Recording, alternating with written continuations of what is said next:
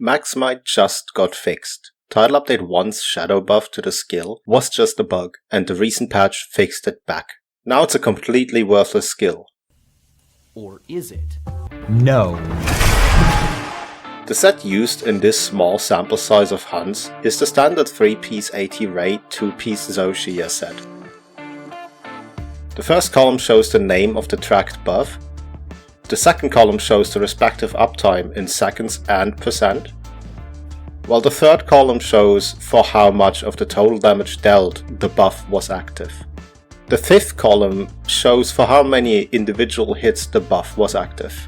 For the sake of analysis, I will focus exclusively on the third column, as I'm more interested in how much of my damage was influenced by a certain skill than for how many hits it was active for, as attacks such as the amp rotation or repositioning attacks that at most coincidentally dealt damage way stronger in the hit count than they do in the overall damage department. The skills I'm looking at today are Maximum Might and Latent Power.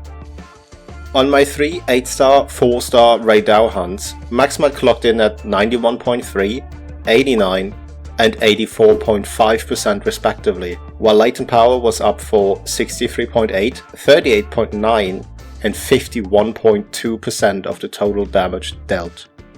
On 8-star, 5-star Archveld, I achieved 87.6% Max Might and 60.4% Latent Power uptime. These hunts were performed in a lazy solo setting on stream. On the 16-minute 2-player tempered Gore hunt, Max Might was active for 90.1% of the total damage, and Latent Power clocked in at 75.4%. As we can see, the difference between bugged and fixed Max Might is minuscule.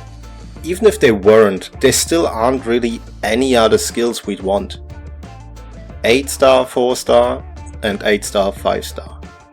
Not only are those an awful naming convention, they are also new additions to wilds, granting some tempered monsters an even bigger health and damage modifier with no further changes.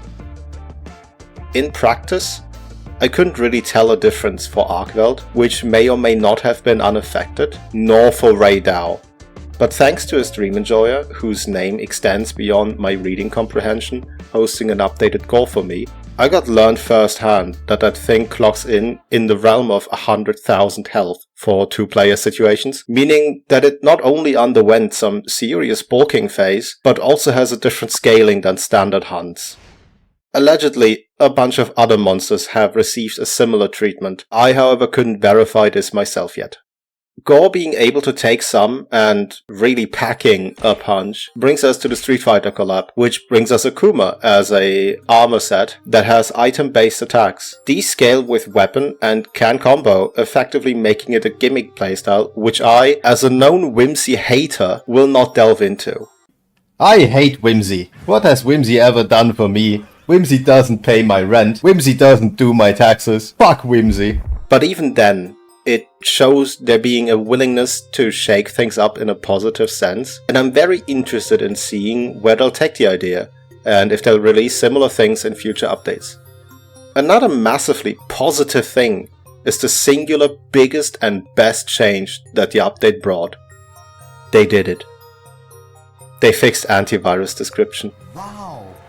It now properly and correctly shows that at level 3, antivirus grants 10 affinity.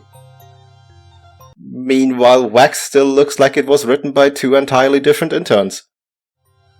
And now for something personal. As a bunch of you who interact with me off-platform already know, I like to grow my own peppers. Because this studio tent is otherwise pretty bland, I have opted to bring some decoration. If you have suggestions for decorations, please put them in the comments. I will put them on a spinny wheel and spin every once in a while, probably on a livestream, and add whatever gets randomly selected. I don't like popularity contests, so to give it a fair chance to every reasonable submission, I'd like to try this approach.